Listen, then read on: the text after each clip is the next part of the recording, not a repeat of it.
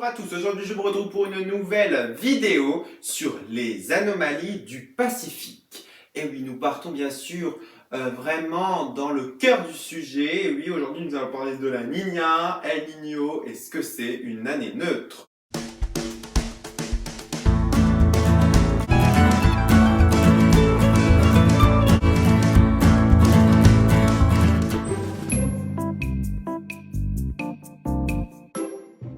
La Niña.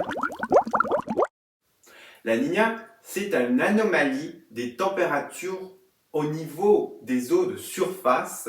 Et on va bien regarder sur cette photo l'anomalie qui est tout le long, bien sûr, de l'équateur. Et on voit bien sûr, des fois c'est moins 5 degrés en dessous des normes, un peu comme les températures.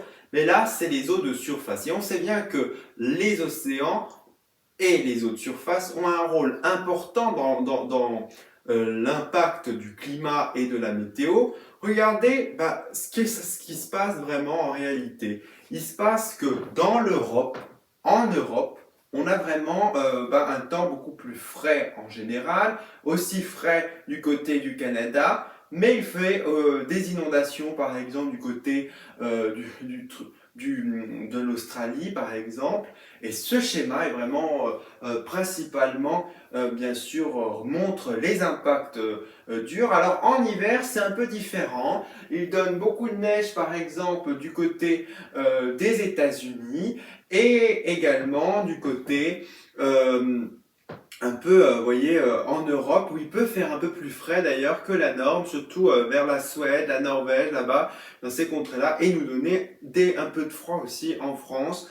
Donc vraiment, c'est un impact, mais on ne connaît pas forcément le réel impact de la Niña et des anomalies du Pacifique, puisque c'est un phénomène encore peu connu et peu étudié finalement.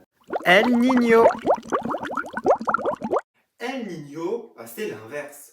C'est une anomalie plus étendue finalement des eaux de surface, mais cette fois-ci chaude. Regardez cette photo. On voit bien sûr, c'est l'inverse. On voit bien sûr que les eaux chaudes sont du côté de l'Amérique, on va dire des côtes Amérique du Sud, alors que du côté de l'Indonésie, vous avez des eaux beaucoup plus fraîches et souvent c'est beaucoup plus chaud, d'où le fait que les conséquences ne sont pas les mêmes. Regardez, derrière moi, on a des conséquences littéralement différentes. Pourquoi? Parce qu'aux États-Unis, on aura beaucoup de sécheresse et de chaleur d'ailleurs du côté du nord du Canada, par exemple, au Canada, alors qu'il fera beaucoup plus frais dans le sud vers on va dire la frontière entre le Mexique et les États-Unis. Donc ça, c'est ce qu'on sait bien sûr, mais bon, comme je l'ai dit avant, on a encore peu d'informations sur les conséquences de El Niño, mais il faut se dire que ces deux phénomènes sont très liés. Neutre. Phénomène neutre, c'est quand finalement il n'y a pas forcément, quand l'anomalie, on va dire, douce des eaux de surface est égale finalement aux anomalies froides de surface au niveau du Pacifique à l'équateur du Pacifique.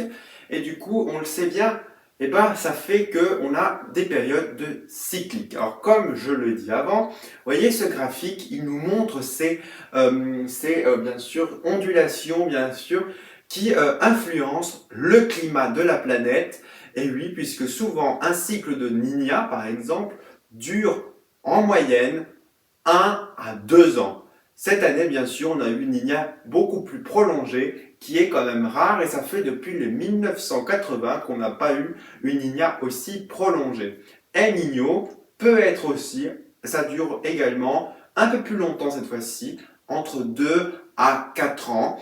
Et puis ensuite, entre les deux, vous avez peut-être maximum, grand maximum, une année de neutre, bien sûr. Donc c'est un peu une sorte de transition avant d'avoir une El Niño. Donc forcément, quand nous aurons fini avec la Niña qu'on connaît actuellement, nous sommes en 2022, on aura certainement une El Niño, et entre les deux, une période neutre qui, d'après les modèles que nous avons en ce moment, prévoit une période neutre dans le Pacifique durant l'été prochain.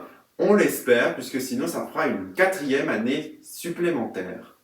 Vous allez me dire, mais pourquoi les anomalies du Pacifique influencent tellement? Mais parce que c'est sur une étendue très très grande. Il faut imaginer que quand c'est une petite étendue qui a une anomalie, c'est beaucoup moins important. Mais là, on parle bien sûr de, on va dire, 100 000 km. En fait, vous voyez, ça fait une sacrée distance, bien sûr. Et qu'il faut savoir que l'océan Pacifique est tellement large qu'il fait quasiment, on va dire, la moitié de la Terre. Hein. C'est entre, bien sûr, l'Amérique du Sud et, bien sûr, l'Indonésie. Il y a vraiment un grand fossé. C'est quand même un très grand océan, le Pacifique. C'est pour cela qu'il influence et sur le jet stream, hein. Comme on l'avait vu dans les précédentes photos, on voit bien sûr le jet stream qui suit la tendance. Pourquoi? Parce que le jet stream est influencé par les courants, bien sûr, de là-haut, mais également par les eaux de surface, puisque c'est ça le carburant de la météo. C'est la fin de cette vidéo, j'espère que ça vous aura plu.